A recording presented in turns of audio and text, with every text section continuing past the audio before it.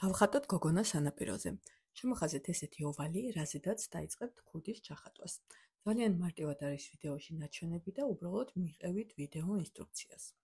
ხატო მექანიკური ფანქრით, თვალები და პირის გარკვეული მონაკვეთი გავაფერადე და შემდეგ ვიწყებთ ტანის დახატვას ესეთი ფორმებით, როგორც ხედავთ ვიდეოში. ძალიან მარტივი არის. თუ ჩქარია ვიდეო, დააპაუზეთ და ისე გააგრძელეთ ხატვა.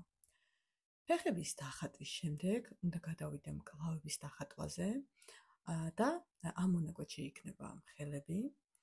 ძალიან მარტივად ჯერ ძირითად ფორმას დახატავთ და შემდეგ თითებს ჩაუხატავთ. ჩააცმევთ ტანსაცმელს, ზედმეტ მონაკვეთებს წაშლით და დაიწყებთ თმების ჩახატვას. შეგიძლიათ, რა თქმა უნდა, თმები სხვადასხვა ფორმის დახატოთ, სწორი ან ხვეული. უკან იქნება სანაპირო და ჩავხატავ ასევე პალმას. ფერში ძალიან საინტერესო იქნება, როდესაც გააფერადებთ.